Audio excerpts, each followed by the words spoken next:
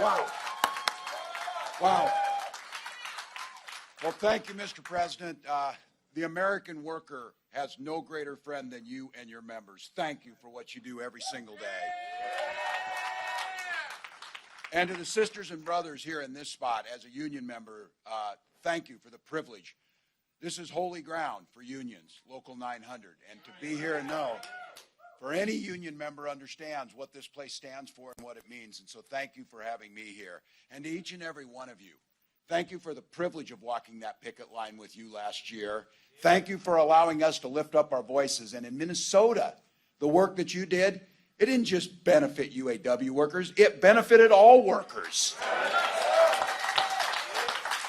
So I couldn't be prouder to be on this ticket and couldn't be prouder to stand with UAW.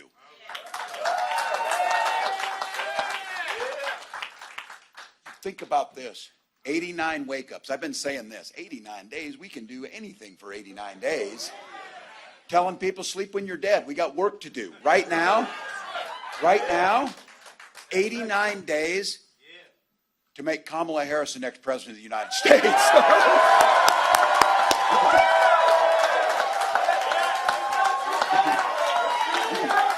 Yeah. Look.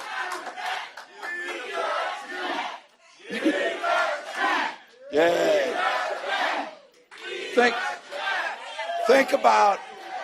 Think about this leader that's very simple. She stands on the side of the American people and the American worker. She's the one who took on the predators, the fraudsters, the transnational gangs, and she's the one that stands up against the billionaires in the corporate greed that bring to it. This is who it is. And she has a long record of delivering for union members, and organized labor. All right, everybody in this room knows, and I keep saying this, this is a bit of preaching to the choir, but the choir needs to sing right now. The choir needs to sing. We know that unions built the middle class. The rest of America has to. You know who doesn't believe that? Donald Trump. He sees the world entirely differently. And it really starts with this. When I look at community and neighbors and unions and the word that Sean said, unity. This guy doesn't know the first thing about unity or service. He's too busy serving himself. Again and again and again, you've seen it. He put himself above us. He weakened our country to strengthen his own hand. He mocks our laws. He sows chaos and division. That says nothing about how he dealt with his president. We lived through it. We lived through it. He froze in the face of COVID, and our neighbors died because of it. And by doing nothing about COVID, he drove this economy into the ground. And I want to be very clear about this, because there's a lot of lies that happen when they're here. Violent crime was up when Donald Trump was president. Without even counting his crimes, it was still up. It was still up. So this is very simple. You know it, and it's going to take a heck of a lot of hard work, but this election is a simple choice. What direction and what's our country going to look like? What direction are we going in? You know it. We've said it. Donald Trump's going to take it backwards. We aren't going back. We're not going back. It isn't happening. We're not going back. We're not going back. We're not going back. Look, and this thing of playing dumb while he sits on the planes with these billionaires and says I don't know anything about Project 2025. I just fly on the planes with them. You know what it's going to do. One of the goals of that, plain and simple, and they know this has been going on forever. Get rid of labor unions and get rid of the voices that we bring. They can do whatever the hell they want then. If Trump returns, he's going to learn something from the last time. He didn't get the job done.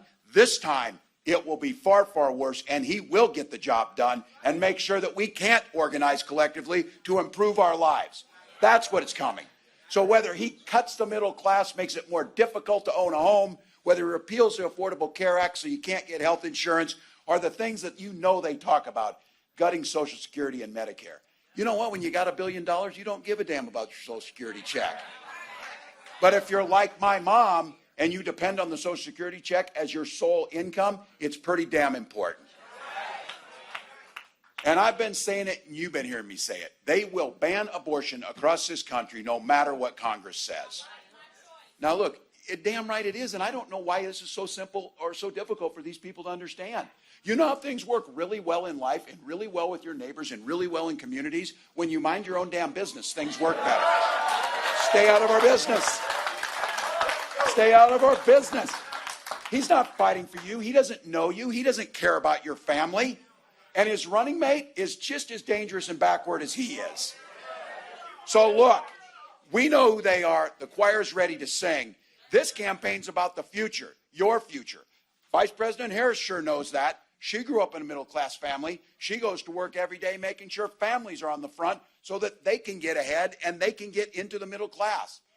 She believes in something so simple and so beautiful. And when we go to these rallies, I say it too. People drive, they sit in the sun, they get there, they stand next to their neighbor for one simple reason. And just like the Vice President says, they believe in their hearts in the promise of America.